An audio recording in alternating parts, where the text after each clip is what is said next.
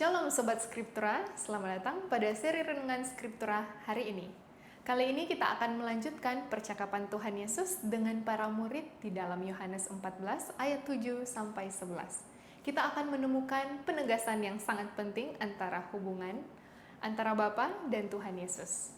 Teks ini lahir dari dialog yang jujur bahkan penuh kebingungan. Dari bagian ini kita akan melihat 3 kata kunci dalam bahasa Yunani yang akan menolong kita untuk memahami isi teks secara lebih jernih. Lalu kita akan menutupnya dengan sebuah refleksi singkat.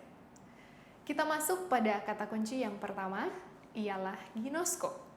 Kata ginosko berarti mengenal secara relasional.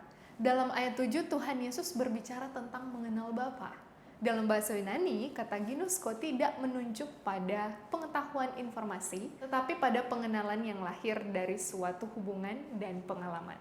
Ini bukan sekedar tahu tentang sesuatu, melainkan hidup bersama dan mengalami secara langsung. Dalam teks ini, Tuhan Yesus menegaskan bahwa mengenal Dia berarti juga mengenal Sang Bapa.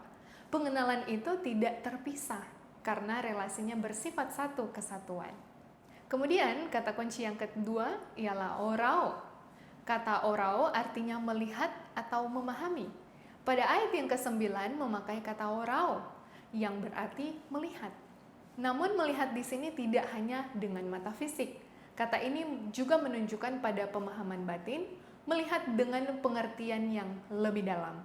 Ketika Filipus meminta untuk diperhatikan Bapa, Tuhan menegaskan bahwa siapa yang telah melihat Dia telah melihat Bapa. Artinya, kehadiran Tuhan Yesus sendiri adalah pewahyuan yang nyata tentang siapa Bapa itu. Kemudian, kata kunci yang ketiga ialah meno, artinya tinggal atau menetap. Di ayat ke-10 dan 11 muncul kata meno yang berarti tinggal atau menetap.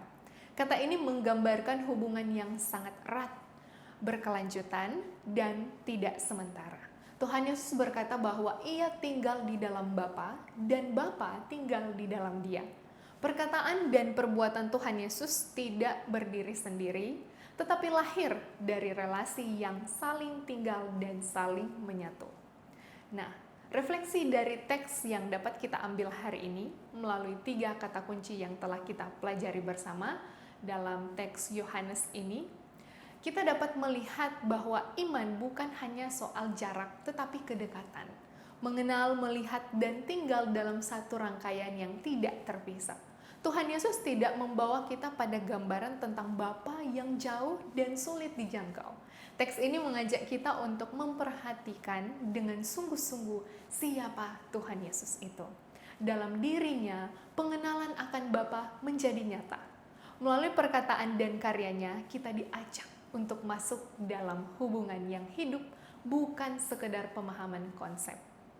Kiranya pada saat ini kita dalam membaca teks dan merenungkan bagian dalam Yohanes ini, kita semakin menyadari bahwa mengenal Tuhan bukan soal informasi yang bertambah, tetapi relasi yang makin mendalam bersama Tuhan Yesus. Karena itu, terima kasih sudah belajar bersama dan menyimak seri Renungan Skriptura hari ini, dan sampai jumpa pada episode yang selanjutnya. Tuhan Yesus memberkati.